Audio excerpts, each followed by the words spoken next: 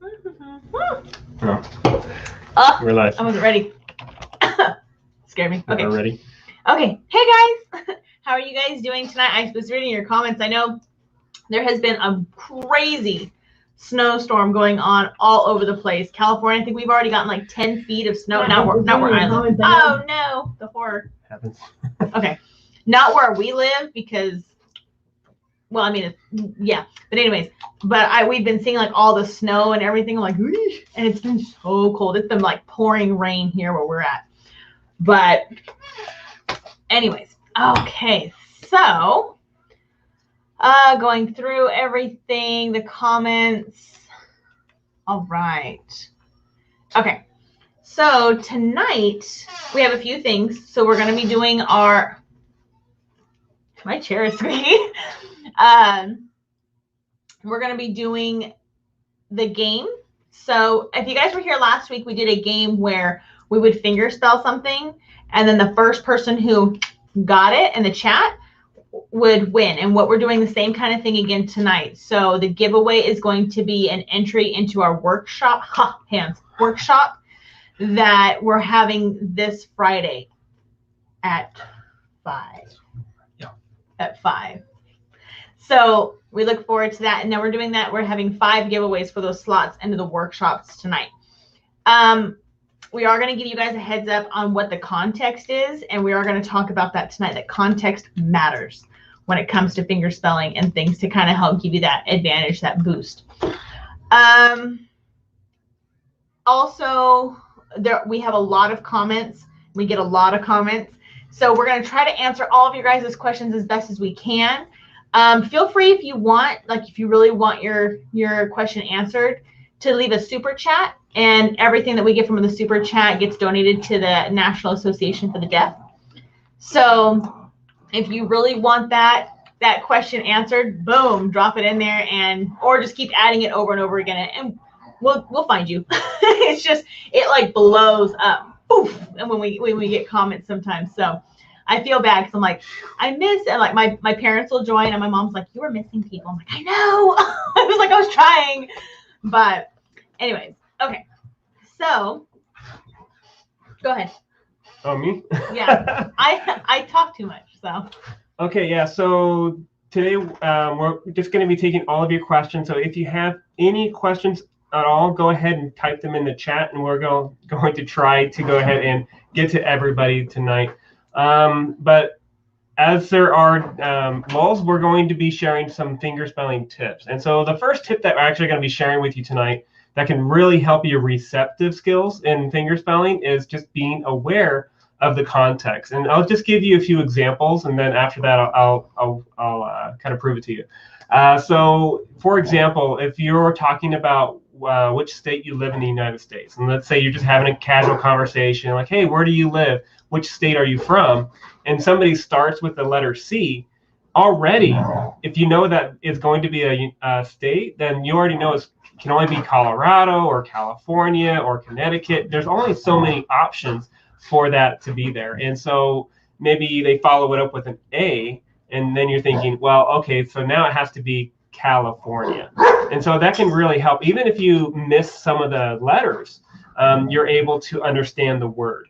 And other examples of that is maybe like you're talking about a car, and that person starts with the letter H. You can already deduce that is going to be maybe a Honda or maybe a Hyundai. And there's really only so many makes and models that start with that letter H. And so just to kind of give you a chance to kind of put that into practice, I'm going to fingerspell to you a state. And so just keep in mind, yeah, we'll just go ahead and start. Okay, so this is like, he's going to fingerspell something to you guys, so feel free to, like, as quick as you can, type it in the chat. Okay, sorry. I just want to make sure. Okay, so the first time I'm going to do this, I'm going to do it really fast. And I think even then, you should probably be able to get it, even if you're relatively new to learning ASL. Okay, so here it is. If you understood that, go ahead and type it in the chat. I'll do it a couple other times, a little slower. Okay, and I'll do it one more time. Yep. Very good. Right. Very good. And let us know, were you able to get it based off of the context, right? Because there's only one state that starts with the letter U. I saw somebody type in Hawaii. That's really close. So that's the letter H, right? So Utah, and you saw that letter H for Hawaii. So again, you're deducing and you're kind of eliminating all these other choices. And so that can be super helpful. Like if you know a name, you're kind of primed and ready to understand what the name was. If you know it's a state, if you know it's a country, if you know it's a car, if you know it's a kind of soda or maybe a movie, you're already primed and ready to understand what that word is, even if you don't catch all the letters. So that's contextualization, and that's going to be a huge help for when you're trying to understand other people's finger spelling. Sorry, I was trying to catch up. So I can't say her name. Shayla, isn't it? Is it Shayla? Let me see here. Right there. Yeah. Yeah. Shayla. I'm not really good with names. I'm sorry. Shayla? That's exactly what I was going to say. Shayla. And then you're like, Shayla? I think it's Shayla. Like, oh. But anyways, so congratulations. And there it is. So go ahead and send Chris an email letting him know that you were the winner of the first finger spelling challenge. And then he'll get you set up with the workshop information and everything. My brain. So yeah, it's kind of interesting, right? Like he gave you that heads up that it's like a process of elimination. You're like, okay, it's a state. Now yeah, it's the only state that starts with a U. I'm like, wait, yeah. So he did U, and it's like, oh snap, it's got to be Utah. So yeah, it's something that context is really important. Wait. Okay, yeah, okay. So yeah, context is really important when it comes to Hi, Shayla with a C. I'm Shayla with an S. Somebody had a question in the very beginning. Whoop. Oh, well, want to scroll back up? We doing? So no, we are going to be doing a state, which is done, a name, a country, a city, and a soda. So the next one that we're going to do, not right now, but the next one we're going to do will be a name. Okay. So just kind of wanted to give you guys that heads up. I could have sworn I saw a comment. I mean, a question, but it was like up. Oh, okay. Hold on one second. So many of you got Utah right, by the way. I feel like this is good timing for the question. What is the sign for season and cold and hot? Okay. So cold, it's like you're shivering. You're just like cold. Hot. And why my brain can never, like, when somebody asks me to sign season, my brain can't do it. So there's a couple ways. There you go. Season. I'm like, my brain went no. There's another one season, too that there's another one. Saw they did, and it dropped off the back of my brain. One of them that you could see is season, but there is another one. But like Chris said, it's like my brain. Oh, he's gonna look it up real quick. Boom. Warm. So you know when you're outside and it's really cold, and that warm air comes out of your mouth, and you can see it's like, you know. So it's just the same thing. Warm. So imagine that when you can see your breath, warm. Are there specific signs for certain cities, states, etc., or do you always need to spell them out? So some cities do have their own sign names. All the states have either their own sign names or their abbreviations, but not all the cities have sign names. The majority of them you have to finger spell. There's a few, like the popular ones, they have a sign name, like New York, Chicago, San Francisco, SF, LA, LA. Yeah. So a lot of them do have their own name signs, but when you're talking with somebody, for example, if I was talking to somebody from New York and I was like, oh yeah, and then we went to, and I did that, they'd be like, what was that? What is that? In California, if I'm talking to somebody and I went, they would know, oh, you went to San Fran. But somebody from a different state or somebody who's not familiar with that wouldn't know that I'm talking about San Francisco. So you would want to finger spell it for people if you're talking to them like, oh yeah, and then we went to don't ask me to finger spell it. Francisco. We went, it just kind of helps again with that context, and it helps people, because a lot of times they don't know the name signs for those specific cities. I'm going to backtrack real quick. The sign for each season. So seasons, right? And so spring, summer, fall, winter. Summer, fall, winter? Yeah, winter? I always get confused. Used to be with W's, Winter. and usually now it's just the same sign as cold. And then, did you do spring already? I did. Spring. Taylor's like, I'm from New York. See? So if I was talking to you and I was like, oh what? yeah. You just like. So difference between New York, city and state is kind of the same as in English. So if you wanted to specify New York City, like I'm from city, New York, or I'm from state, New York. And I think that was another question was how to sign state. Taylor. State. So state. State. I always forget that. Poor New York. I'm always like, it's all New York to me. But there's like everything else in New York. But I'm always like, New York, it's all one giant place. Which is terrible. Ignore him. Difference between fall and cracker. So those two signs are really similar. I'm like, what'd you call me? I'm like, fall and cracker? Oh, fall. Fall. And then cracker. Context. So yeah, fall, it brushes off your elbow, and then cracker taps. So I'm gonna go eat a cracker. It taps. Hey, from Chicago. Hey, see, so Chicago. There's other ones too, and I can't think. I think Houston has its own too, but I can't remember. Texas, like that's a state that has a sign name. California. Florida is just FL. Florida. Some will do FLA. Yeah, FLA. New York. Colorado has its own for the mountains. Yeah, Washington, Oregon. But for most of the other states, usually it's just the initialized. So like for Virginia, VA. Right? I am not good with those. What their initials are, I'm like VA. Yeah, people from all over, Boston, Orlando, Georgia. I can't think of a sign off the top of my head. So that would be another example of, I think it's GA, right? I think it's Georgia. Abbreviation for that. I'm telling you guys, I'm good at that. Missouri. What's the abbreviation for Missouri? Missouri? I think it's MI, isn't it? Missouri? Those from Missouri, I apologize if I got it wrong. Let me know. What is the sign for Canada? Okay, so Canada. So yeah, Canada. Mexico. Uh-oh. What? MO. MO? MO. I think maybe Mississippi is MI. Mexico. And MO. I see someone's like MO. Missouri. Missouri is Mo. MI is Michigan. Oh, Michigan. And Mississippi is MS? Come on, don't do this to me, Internet. You should tell me. Come on, Internet, don't do this to me.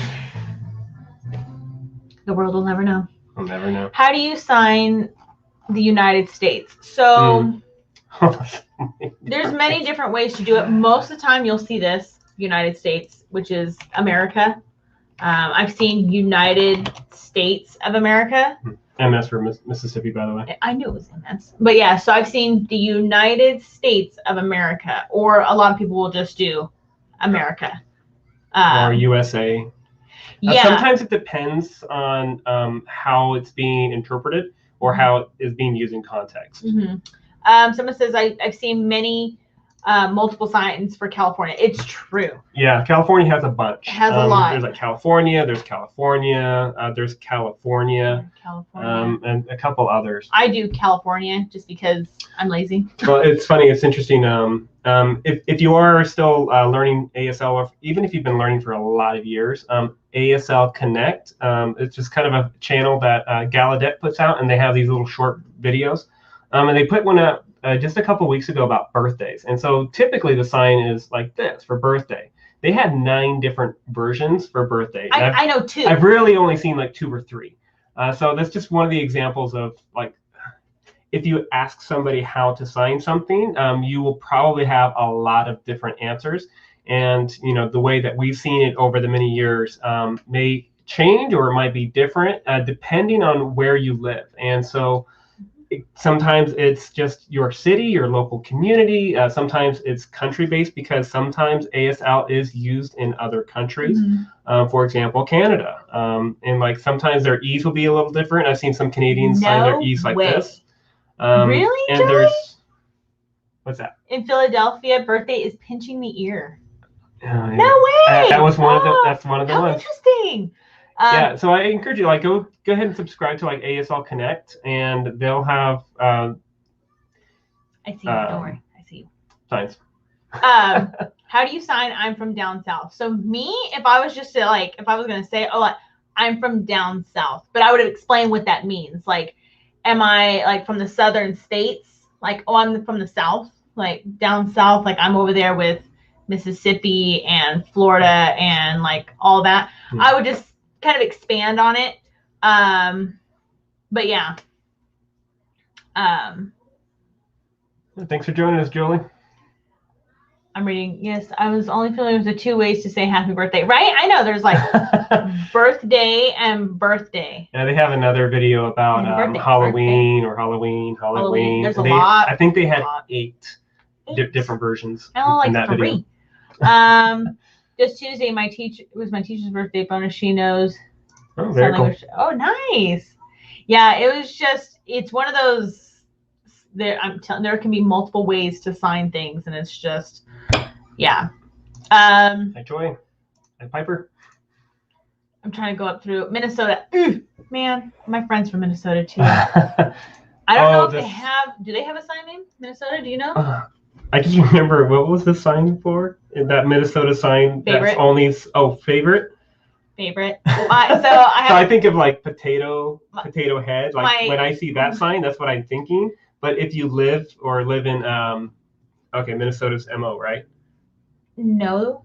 Or was that Missouri? No, Missouri was MO. Anyways, I have a coworker who is originally from Minnesota, and she told me, she's like, oh yeah, how we sign favorite is like this. And I'm like, say what now? I have never in my life seen this. She goes, it might have just been like in my little area, but that's how they signed it. Threw me off. Never have I ever seen that. So it was kind of MN. Oh, MN. Never have I ever. I've never seen that.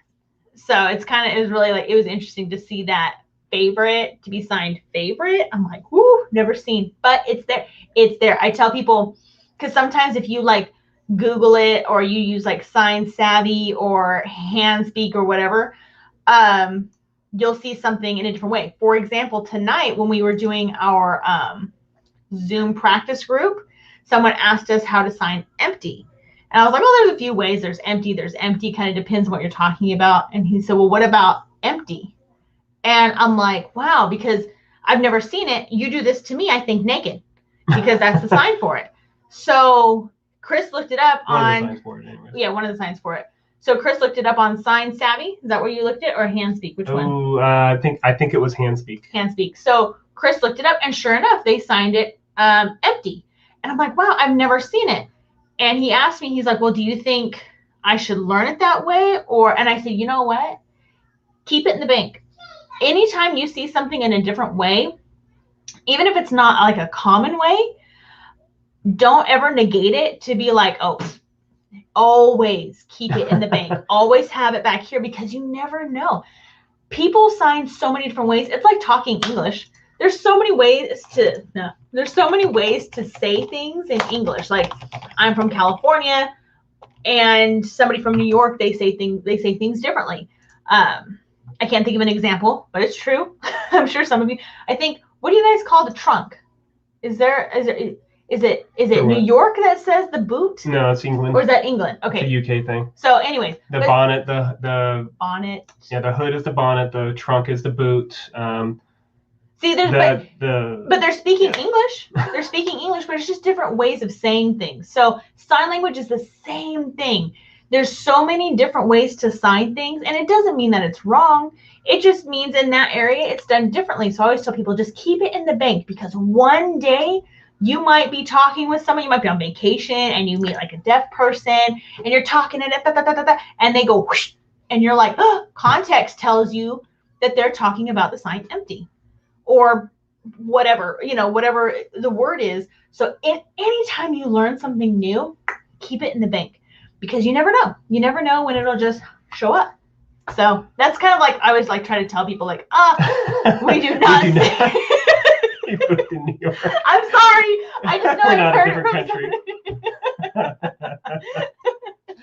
But there are certain things that are said differently in New York versus California. Well, like pie, for example. If you live in New York City, when you use the word pie, you're probably talking about a pizza. Is that right? true? Is that true? I'm like, Taylor, tell us. Is that true? Do you guys, because there, like I said, I know it's true, Monica. It's hard to keep things in the bank sometimes, but that's why I tell people just mainly not to ignore it, to be like, or to criticize it, to say that's wrong. Like, I'm sorry, you signed that, that's wrong. I always tell people try not to do that because in their area, it's not. To their deaf, it's not.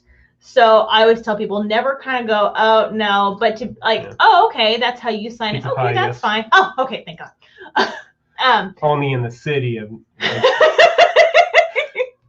We need to go back to New York and visit. So yeah, it's just something to kind of like think about it. Really quick, somebody was asking, would it be weird to? Oops, sorry, not that one. This one. Would it be weird to sign Big Apple for New York City? If you were to sign Big Apple, that's a very literal way to sign something. Like if I was chatting with my friend, I'm like, oh yeah, we're gonna go to the Big Apple. Oh yeah, my friend, he lives on the Big Giant Peach. It was a peach. You're so dumb. But it's one of those things that it's very literal the way you sign it. Like for hearing people in English, you say, oh yeah, the Big Apple. It's like, oh yeah, I know you're talking about New York, but it might not be translated that way when you sign it. Yeah. I mean, another example, somebody was giving pop or soda. Oh, California, my dad. We say soda. My dad says pop. When I lived in Washington, it was pop. My dad's from Indiana. He says pop. I'm like, oh, I like this one too. Cassandra is saying, my instructor always says that signs aren't wrong. They're just different. Right. When you have different versions of the same. I agree 100% with that. Signs are never wrong unless they're done genuinely wrong. Like if I said dog, that's wrong. But signs themselves are not wrong. They're just different. Like pizza versus pizza. I learned it as pizza. Then I moved to Central California and it's pizza. Right? But this is another good question. I was watching one of your videos and I just realized that you do your M's with your fingers out and not down. Oh. Is that the correct way or can you do both? Oh, no. Okay. You want to go ahead and explain? It's fine. It's not correct. Like it's not the right way and it's not the wrong way. It's called the interpreter's M. So the correct way, if you want to do it, you'll see it done like this. Oh, my fingers. Yeah, it can be hard sometimes because like sometimes the pictures like you find on posters don't always match what you see in real life.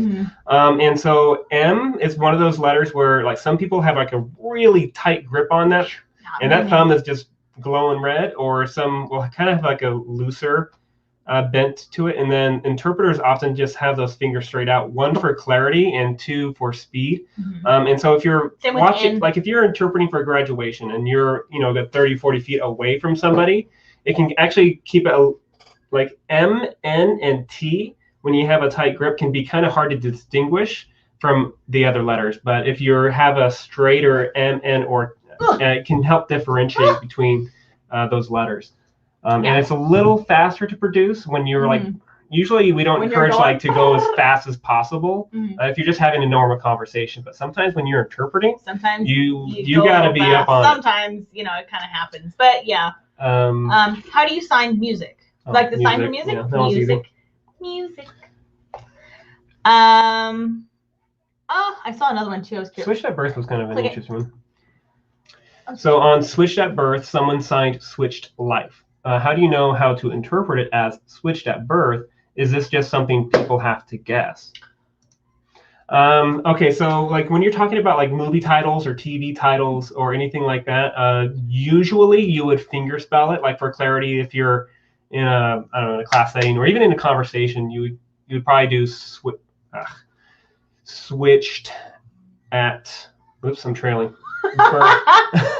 But anyways, you could do switched at birth, birth switch, life switch. Yeah. So depending on that person, it can be signed differently. You can do it literally, you can do it transliteratively, you can do it more conceptual. It depends on who you're trying to communicate with.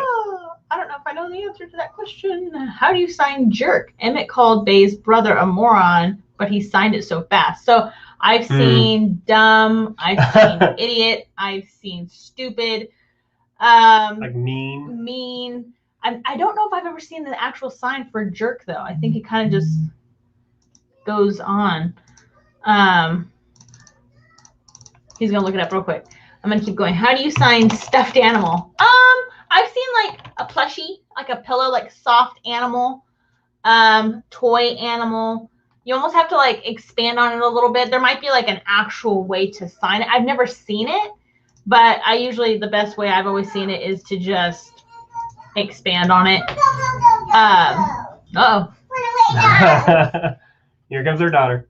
No. Yeah, so some are just kind of fingerspelling. If you really want to like clarify that you're doing a like jerk, like for example, a lot of times like when you're interpreting for like a classroom environment and like some specific word is going to be on a test, or if it's like important vocabulary, and let's just say for example that word was jerk, you would want to fingerspell it. And then you can assign it like, oh, that person was mean, or explain it, and then maybe establish a sign for that if that helps that student.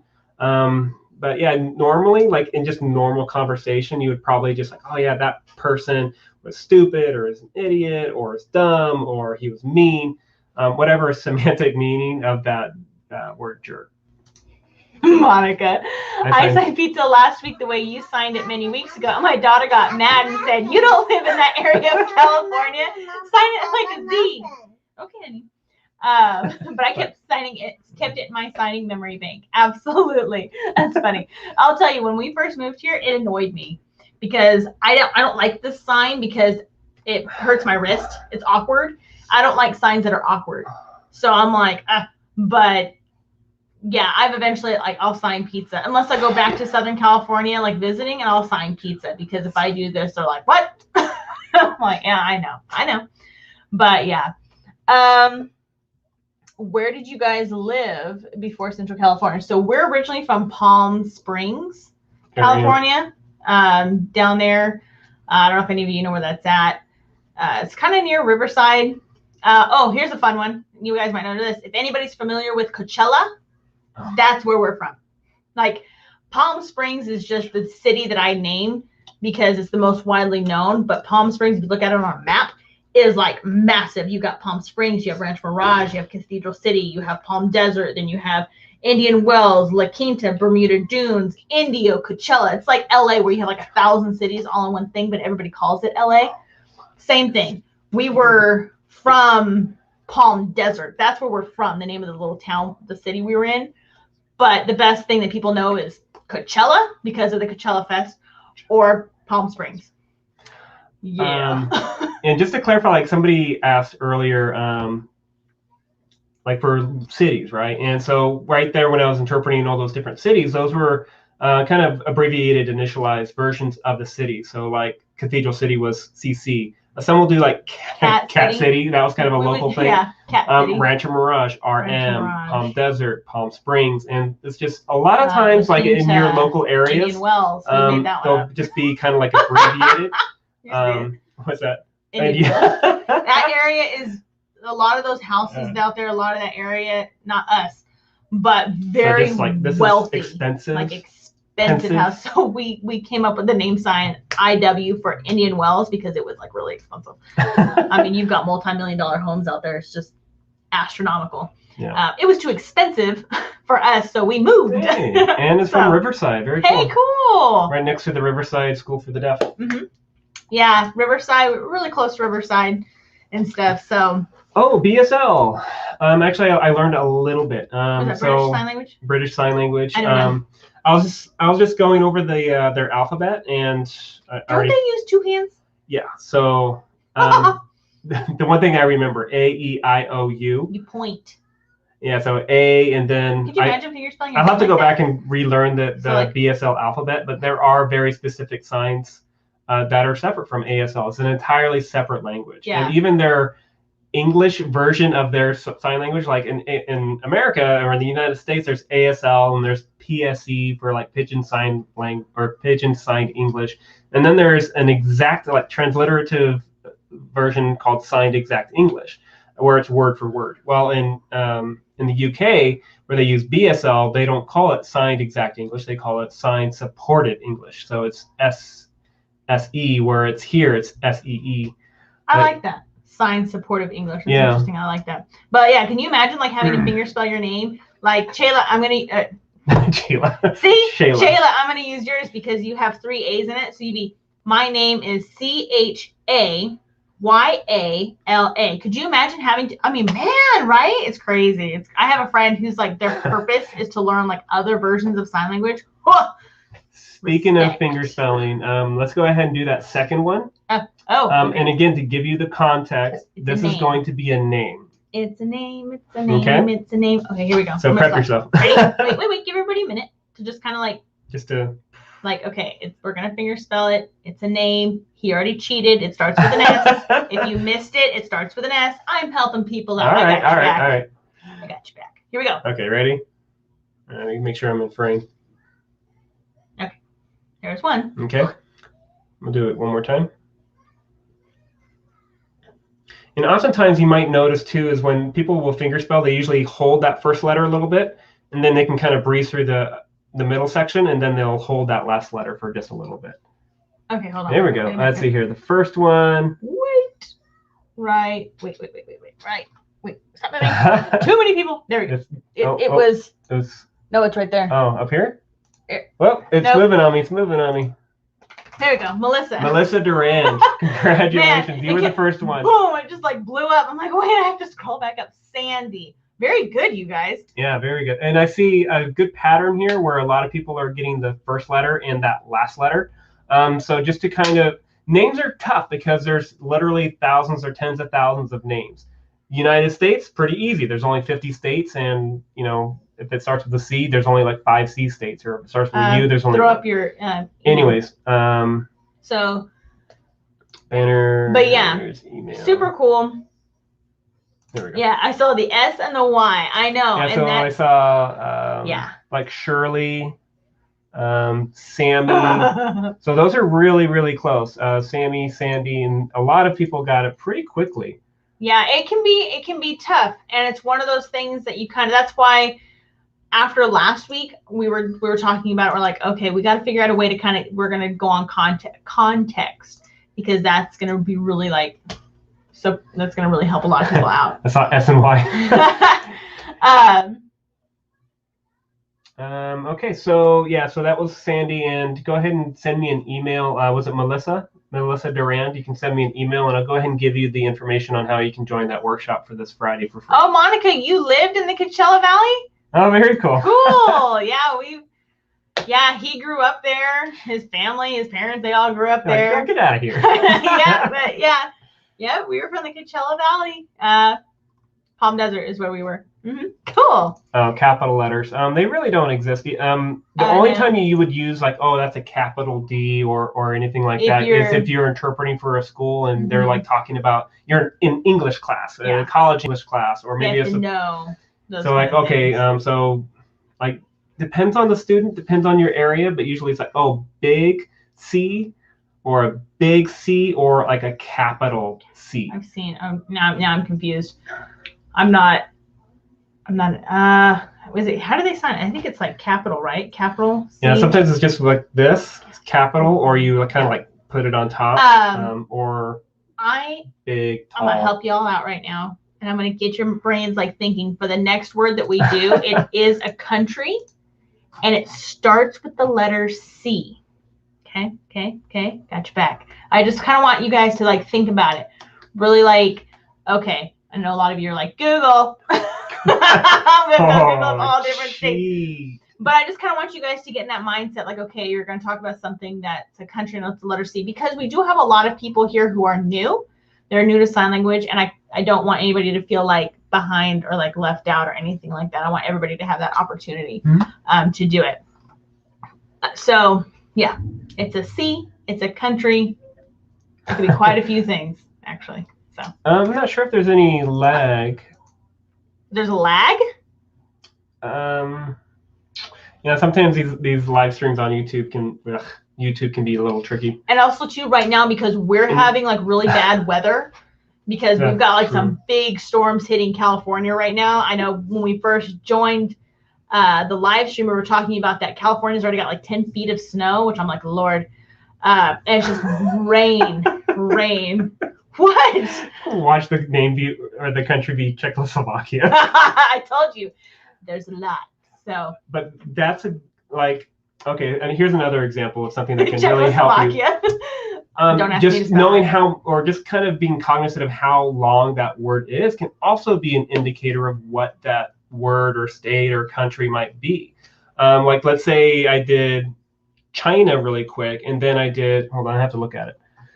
Czechoslovakia. Yeah, it's in the Europe, but anyways, like that length.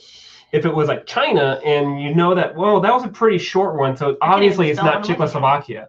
Or if I did Czechoslovakia, and you're like, oh, this obviously can't be like China, or something with a really short name like that. And so just being cognizant of like the length and the context, those can go a long way to helping improve your receptive skills when it comes to reading other people's fingerspelling. Okay. Yeah, some people say it's lagging here in Cal. I'm noticing it when I'm signing. My hands are moving a little slower, and I can see it. I can see that it's lagging. So I can see it a little bit too. It's probably, I'm telling you, it's probably the weather. Like we're getting hit with some pretty bad weather right now. So if our power goes out and all of a sudden the live stream just ends, that's why. Maybe we should start doing this like on a laptop, because it's on like a PC. So if the power goes out, that's a good point. It's gone. Okay, and I know what we're going to be doing another from now on. To get another laptop. Okay. Let's see where we're at. We're at 37 minutes. Yeah, let's go. Let's just go ahead and do it. Okay, guys, I gave you a warning. Third one. It was country starts with a C. You guys ready? Country that starts with a C. All right. Ready?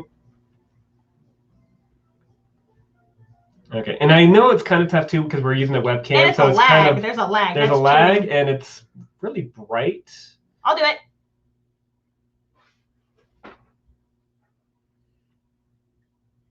Ooh.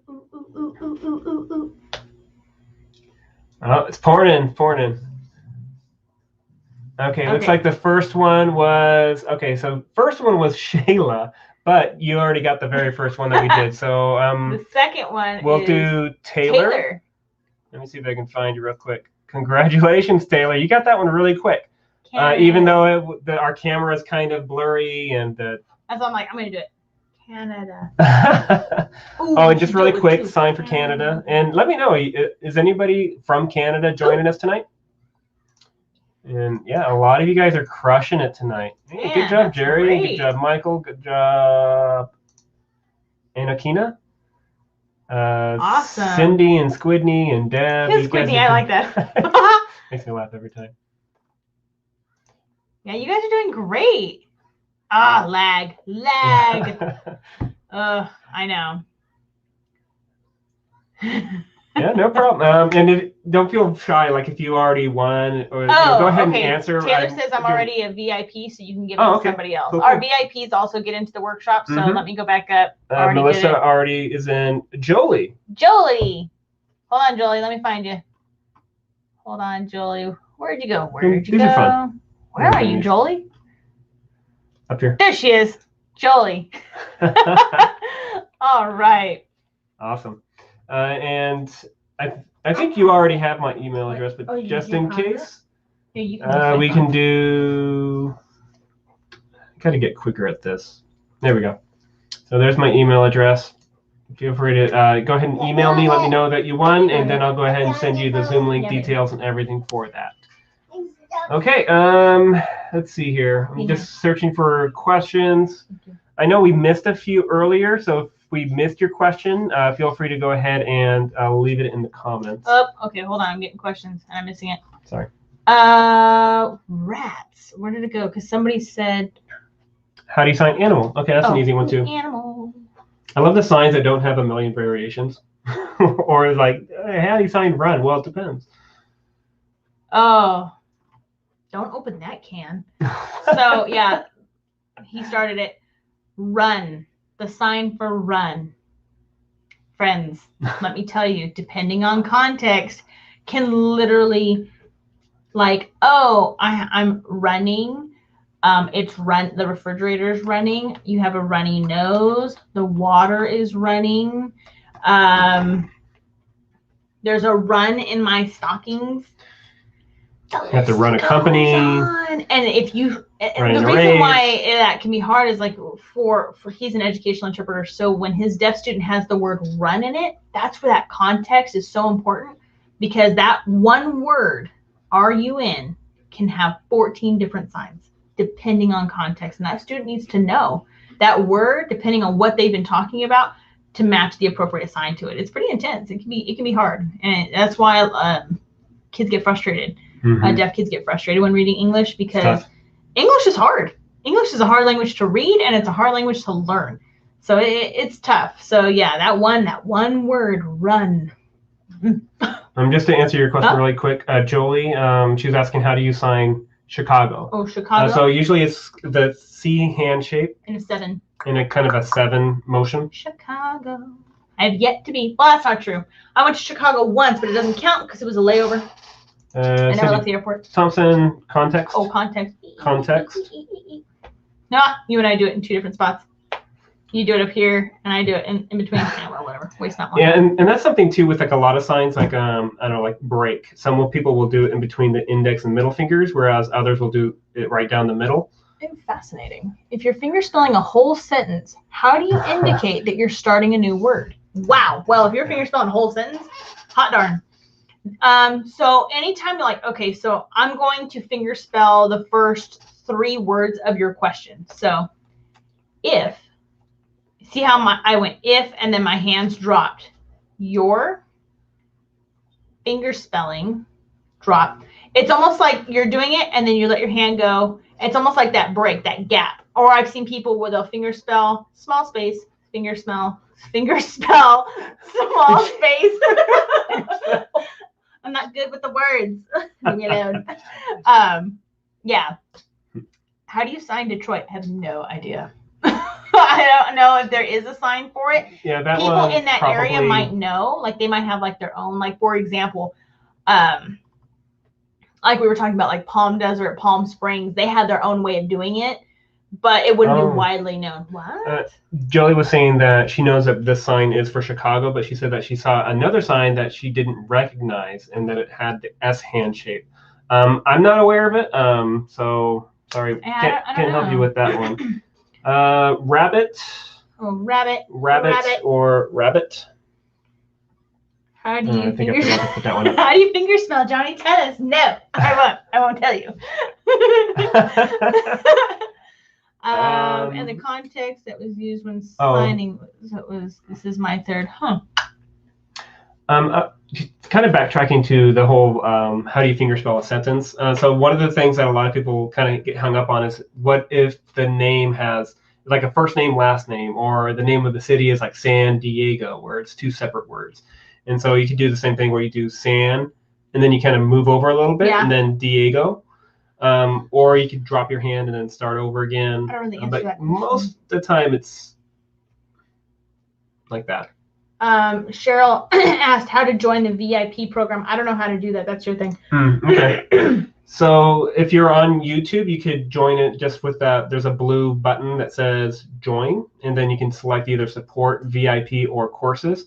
And then we also have a Patreon account, which is set up the exact same way. So whether you want to sign up through YouTube or Patreon, you can just go ahead and have access either way. It's just your decision, like what you prefer. Yes, there is. Is there a video on feelings or different emotions? So Chris did a video like about a while back about how to sign different emotions. And that's on his YouTube channel. So if you just look up ASL Basics and then you scroll down, like you should be able to see like his list. I think it's called Feelings and Emotions too. Do you have can you drop a link in there to like click it? We'll Maybe. see. Okay. Would it be rude to ask for a name sign? So name signs are kind of a hot topic, no joke, because name signs are very unique. They're very special. And those are given by a deaf person or a group of them. And because it's very special to you. And it's a characteristic about you that they see. And when they think about you, that's what they think of.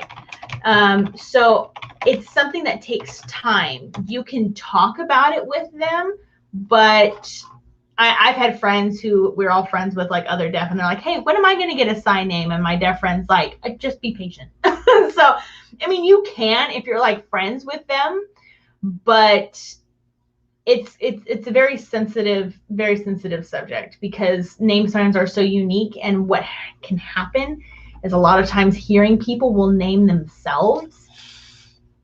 You never want to do that. I mean, yeah, it's because name signs, like I said, they're very unique. They're very special. They match you, the deaf. They pick it especially for you. Like Chris's name sign, he's Chris. And that's because of his eyebrows, because he's like, whoop, whoop, whoop, whoop, whoop, you know, like, and that's just, see. And that was what our deaf friend noticed about him, because, you know, Chris will do that thing or whatever when he's signing. And so he named him that. Mine is JM because of my name. My name is Johnny May, so that's why there's that M in there.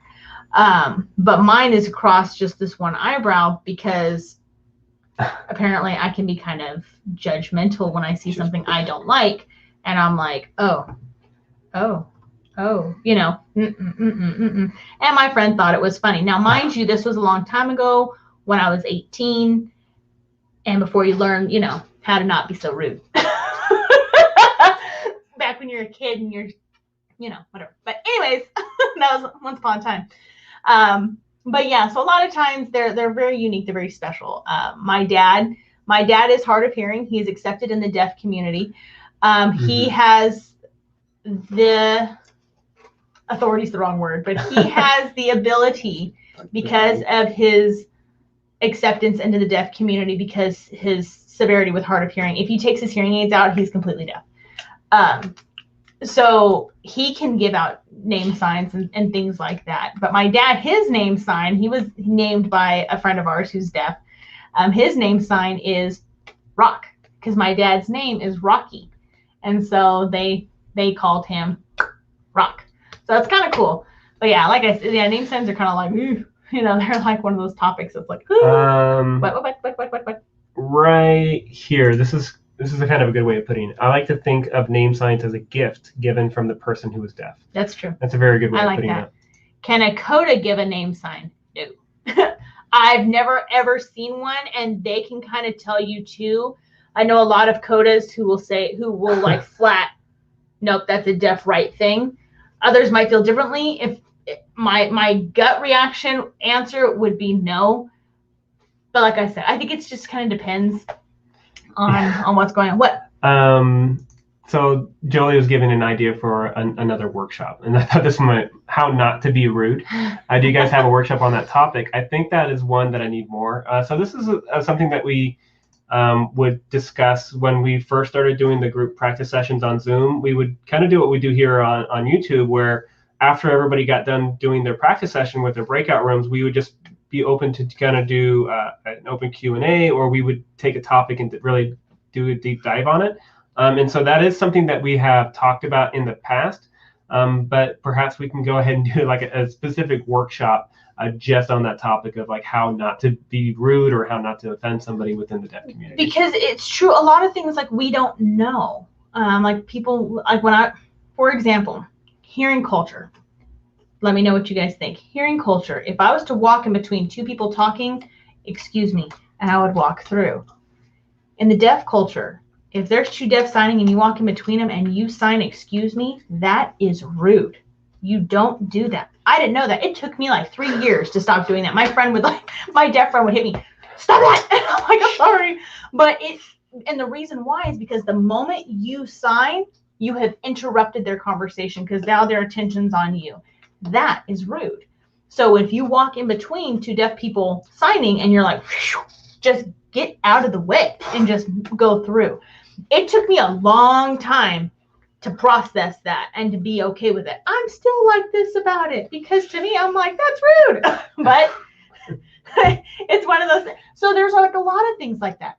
Getting a deaf person's attention. You know, there's the do's and don'ts of that. There's a list of things that there's a significant difference between the hearing culture and the deaf culture and how some things can be labeled as rude. So yeah, I kind of like that. That'd be kind of cool to do a workshop on that. I'd have to like really think about it and do like research into different like hot topics of like what's rude. But yeah, that's actually kind of cool. I like that one. What's next? Sheila's asking, she wouldn't be able to attend the workshop because it's on a Friday night. Would she be able to use it for a different day? And if not, can you just give it to somebody else? We hold these workshops once a month. It's a perk for the ones who are a part of our VIP, our Patreon, you can tell I don't handle that part of it. But those who they're a part of that group of people, they're specific for them, and then we'll do giveaways for other people every month. So it is something. So we'll make an announcement for the next workshop. If you but if you join his email list, is that what that's called? Newsletters. Yeah, it's a newsletter. If you sign up for his newsletter, he'll send everybody out like hey, we're having a workshop. Do the people in the newsletter get to join for the workshop this Friday? It's everybody that's like won during these fingerspelling games, and then also everybody that is in any of our programs for like support, VIP, courses. The classes that we've had in the past. So we've had different like boot camps and things like that in the past. So everybody who's been a part of that goes to these workshops. First time on your show. Really appreciate you. Oh, thank you. Pakula. New subscriber. Hope I learned from your channel. Great. Oh, welcome. Welcome. Anytime you have questions, let us know. We get some really awesome questions in here. And that a lot of people are like, oh man, I've never thought of that. So yeah, absolutely. Like feel free to drop your questions in, anything we can do. And we always try to, the best place to learn is going to be from the deaf themselves. So anytime we provide information, or if anybody's like, well, what about this? Like people ask about grammar. What about grammar? Bill Vickers has an amazing class on grammar. Now we can talk to you about grammar too, and a lot of stuff that we know is from him. So we always try to like support the other YouTube channels here that like the Daily Moth, ASL Meredith, Sign Duo, Bill Vickers, Signed with Heart. There's so many like deaf YouTubers. We always try to support them because you can learn a lot from them as well. But a lot of the information that we provide, we pull from them. We learn a lot from them. We're subscribed into their channels. They're very knowledgeable. So yeah, absolutely. Do deaf people sign differently from hard of hearing people or hearing people? Yes, they do. And I'll tell you why. Because deaf, that is their language. The way they sign, how they produce will always be different than a hearing person who's learned sign language. That's not our language. It is a second language for us. So we will never sign like them. Just like a person whose second language might be English or Spanish, you will never talk like a native speaker. And that's just kind of how it goes. You'll understand them, but I'm going to try to use this word. I hope it's right. Fluidity. Is it the right word? Yeah, just like... their fluidity is going to be a little different. The way they produce. And if you watch a hearing person and a deaf person sign and they're signing the same thing, there's a difference. And that's just kind of how it is. But it's nothing like, oh man, I'm never going to be good. Oh no, you've seen interpreters, very skilled signers, but they will not sign like a deaf person. It's not our language. What? I wanted to add something to that. So if you ever learn or several languages, or you go into linguistics a little bit, I'm lagging. I can see it. There's 6 levels of fluency, and so it's A1, A2, B1, B2, C1, C3, or C2, sorry. But anyways, there's all these different rungs, and so the very top one is like a native speaker. And so even for those that are polyglots and that are very pick up on languages very easily or become very fluent, even when you learn like 2 languages when you're a kid, that second language is never quite at the top tier of being a native speaker. And even if you're completely fluent, people can usually tell that that's not your original language. Because even if you have a good accent, it might not be like a native speaker.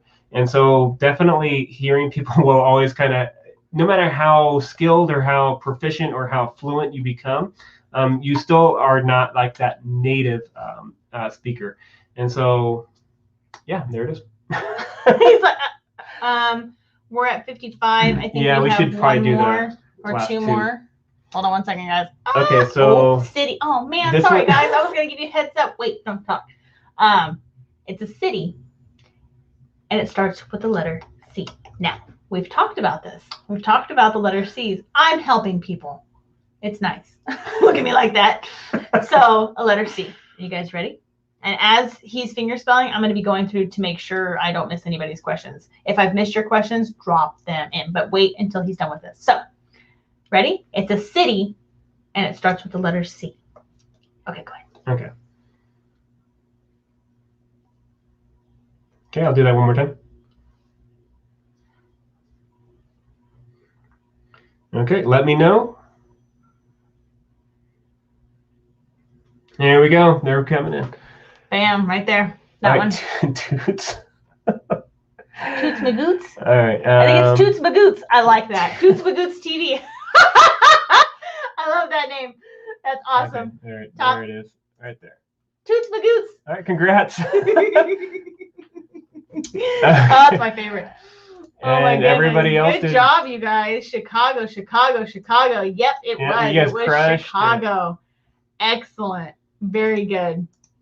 Oh my God, I love that name. Okay, and so if you just joined us, if you are Toots Magoots, go ahead and send me an email at chris@aslbasics.com, and I'll send you all the details for the workshop that we're holding this Friday at 5 p.m. Pacific time. And yeah, so good, you guys. Doing the happy dance. All right. Okay.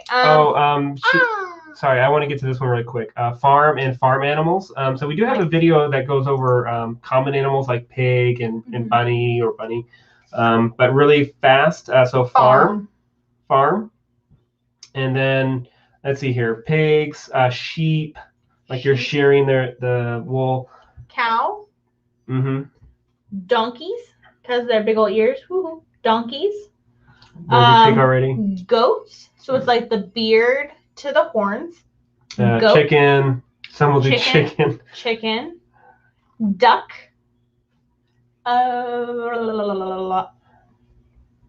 Yeah. That's great. Okay. I have a deaf son, and your ASL lessons have been helping me to sign with fluency when talking with him. Thank you so much. You're welcome. Oh, I love that. I see you. Ooh. Right there. This one? Yeah. Oh. Hi, Daddy. My dad's here. Hi, Daddy. Okay, we have one more to do. It's a soda. Or a pop. Or a pop. And it starts with the letter S. Okay. Wait. Give everybody a minute. Process. Let them think about it. Okay, it starts with the letter S, and it's a soda.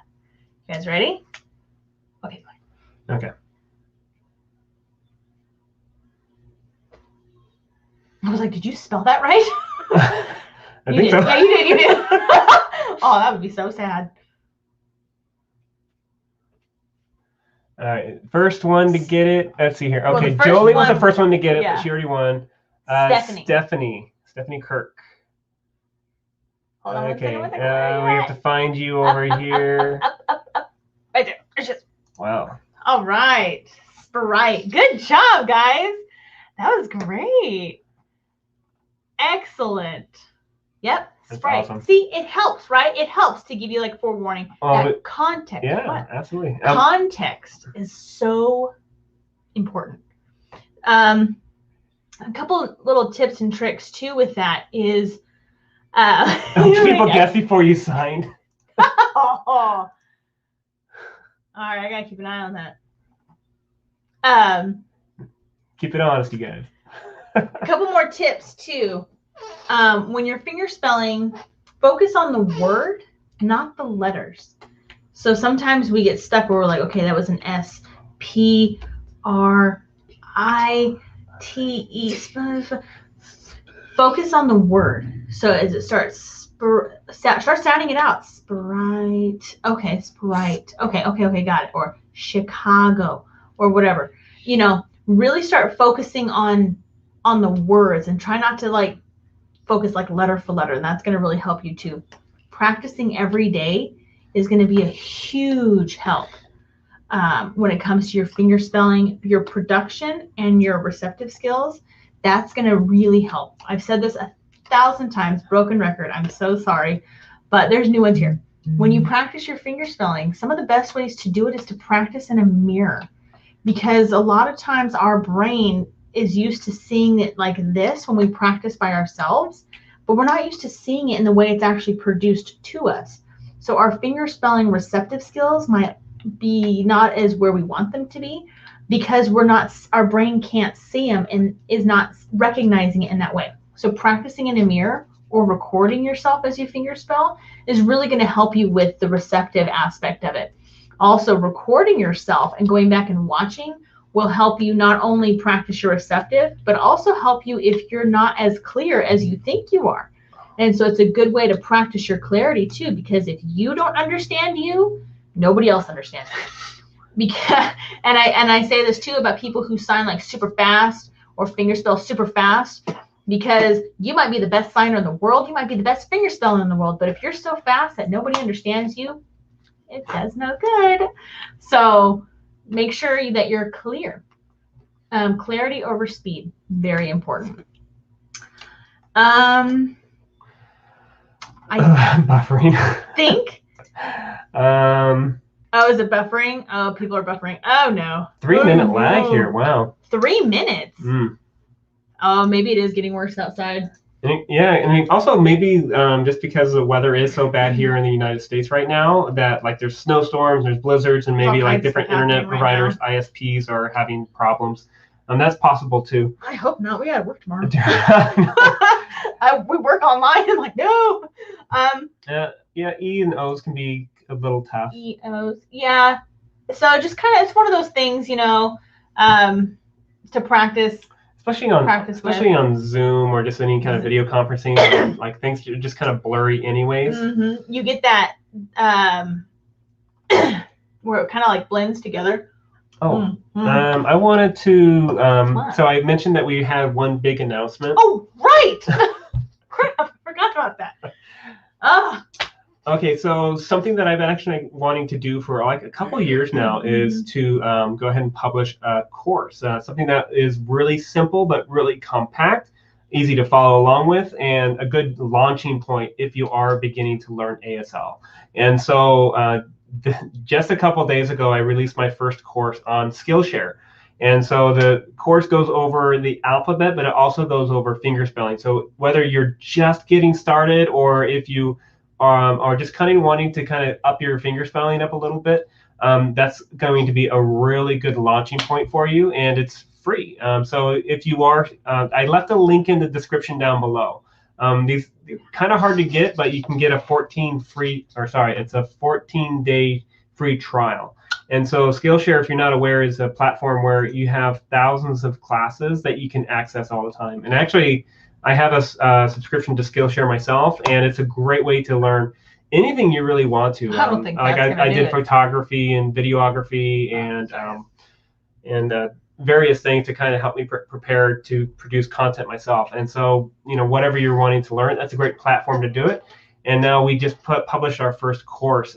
So if you want to try it out for free, go ahead and check that link in the description down below. And yeah, it's a great launching point. And if you have any questions about it or anything like that, feel free to reach out to me.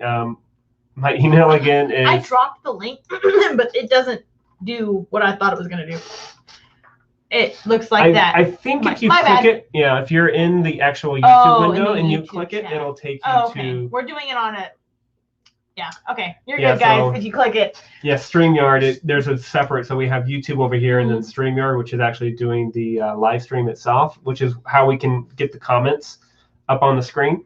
So yeah, super excited about that. More of them are going to come out. This was the first one, in which it kind of took the longest because it was trying to figure out how to navigate Skillshare and figure out exactly what they wanted, because they are very particular about how your courses are laid out.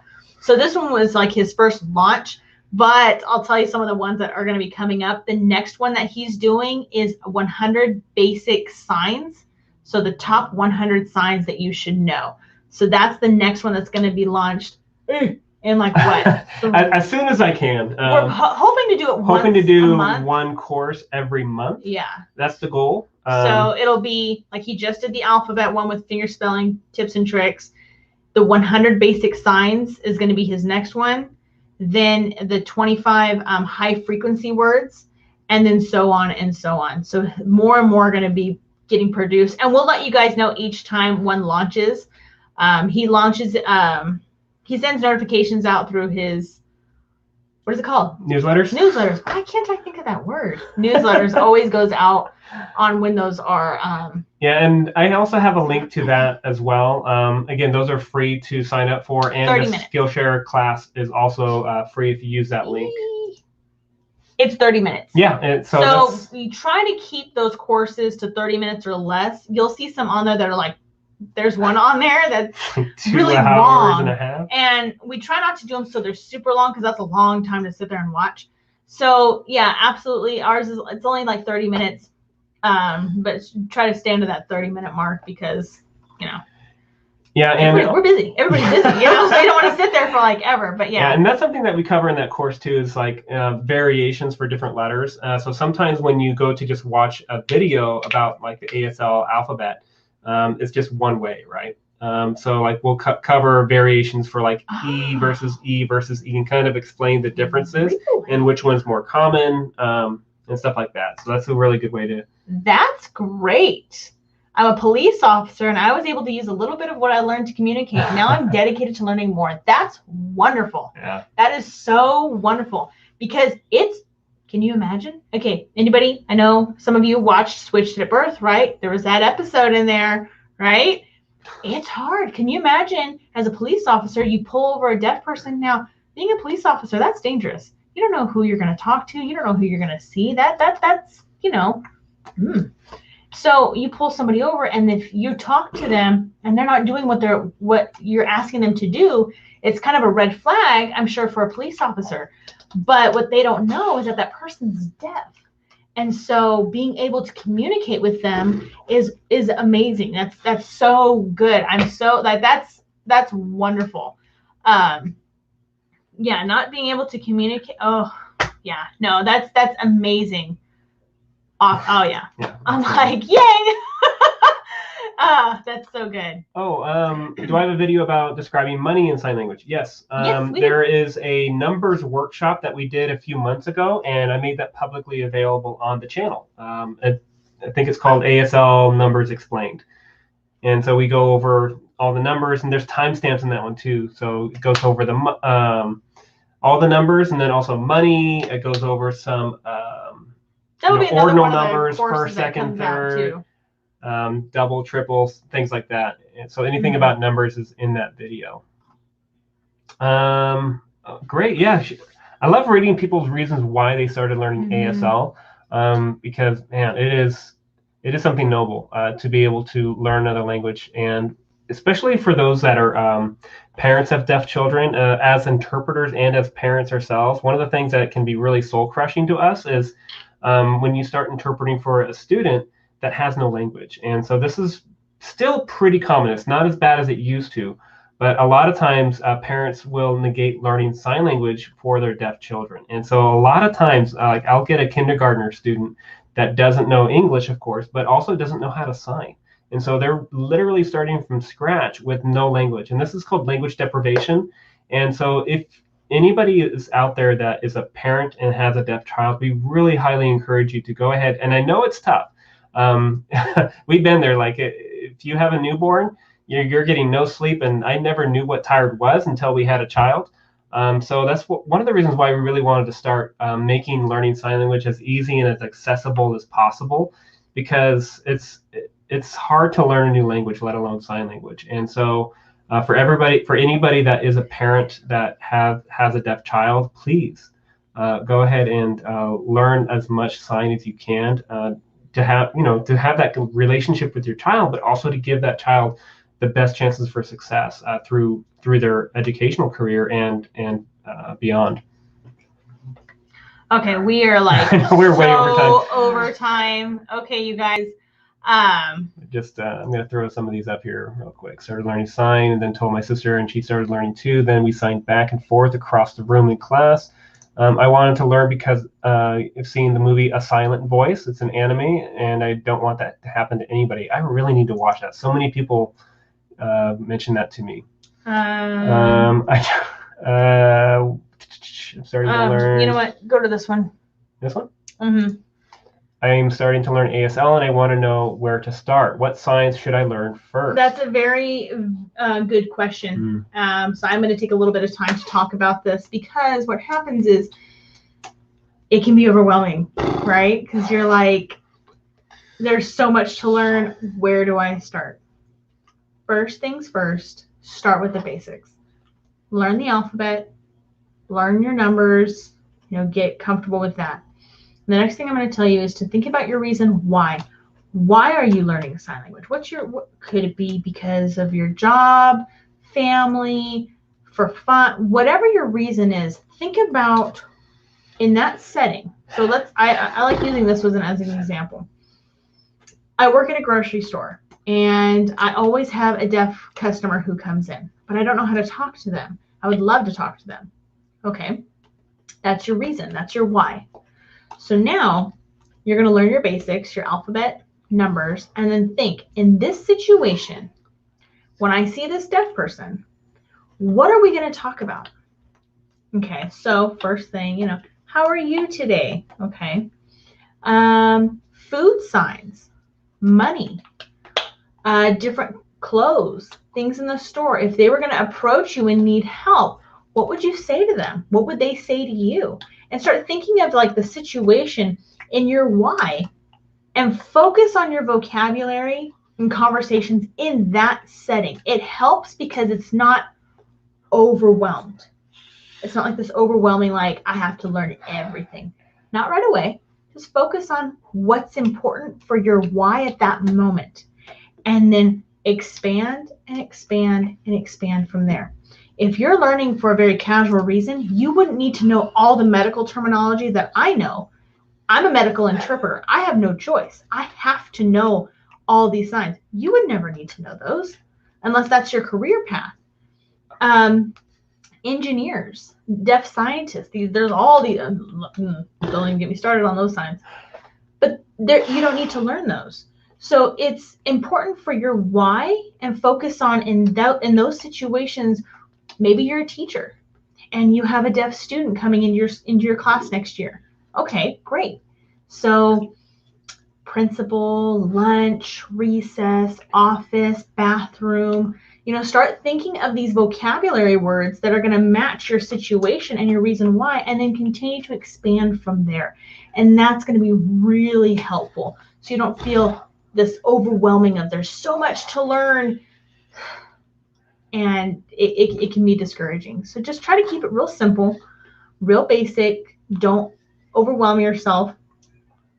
And if you have like any questions or like any like, hey, I'm struggling, feel free to reach out. You can send him an email. You can hit him up on social media, and we're more than happy to support and help you.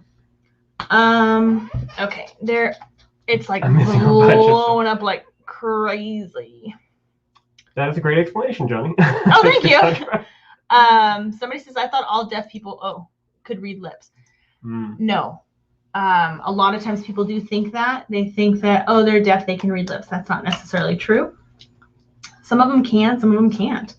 And it just kind of depends on the person.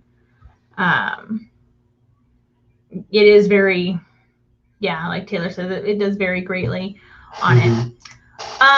Okay. Okay. I know. I'm like, we're just going to keep it. I will. You guys know it. So, all right, you guys, it was good being with you guys tonight. We will see you guys all next Wednesday. Chris will be launching out, reminders and everything for everybody on social media and through the newsletters and everything. So we look forward to seeing you guys next week, Wednesday. That was so sign language, what I just said. And yeah, we'll see you guys later. Bye, guys. Bye. Stay safe. I know, like, weather's crazy and stuff. Stay safe out there, and COVID. Stay safe. All right. Good night, guys.